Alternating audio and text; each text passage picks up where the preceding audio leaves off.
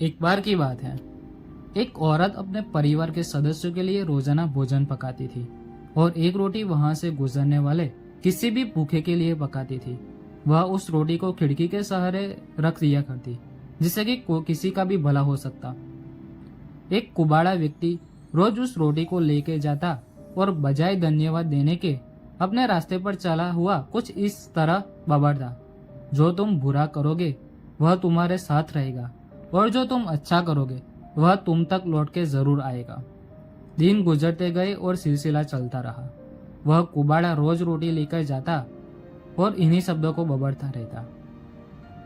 वह औरत उसकी इस हरकतों से तंग आ गई और मन में ही खुद से कहने लगी कि कितना अजीब व्यक्ति है, एक शब्द धन्यवाद का तो देता नहीं और न जाने क्या क्या बबड़ता रहता है।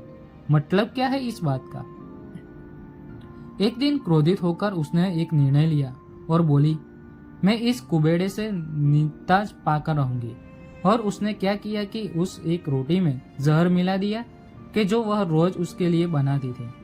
और जैसे ही उसने रोटी को खिड़की पर रखने की कोशिश की कि अचानक ही उसके हाथ कांपने लगे और वह रुक गई और बोली, हे भगवान, मैं ये क्या करने जा रही थी।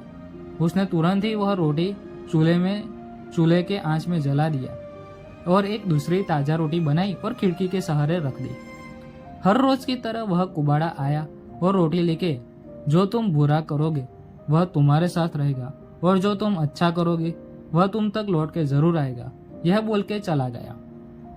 इस बात से बिल्कुल बेखबर कि उस महिला के दिमाग में क्या चल रहा है।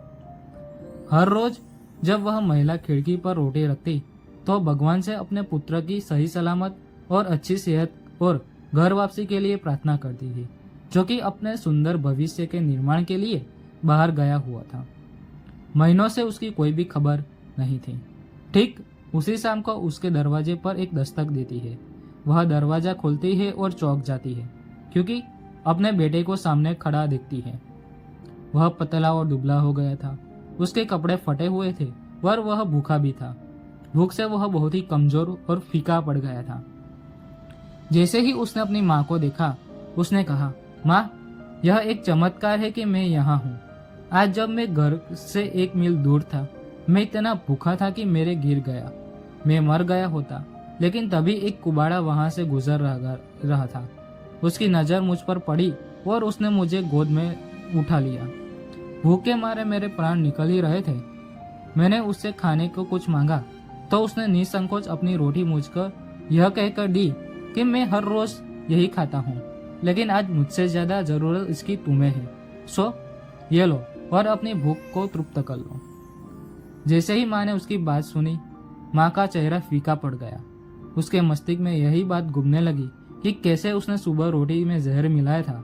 अगर उसने वह रोटी अगर आग में जला कर नष्ट न की होती तो उसका बेटा उस रोटी को खा लेता और अंजाम तो होता कि उसकी मौत।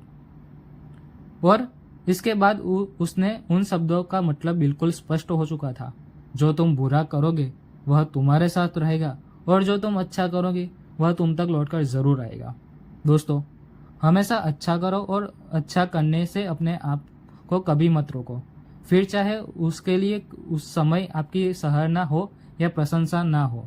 दोस्तों, ये छोटी सी कहानी आपको अगर अच्छी लगी हो तो इसे ज़्यादा से ज़्यादातर लोग शेयर करें, वीडियो को लाइक कर देना और चैनल को सब्सक्राइब कर देना। मैं मिलता हूँ आपसे ऐसी और भी नई कहानियों के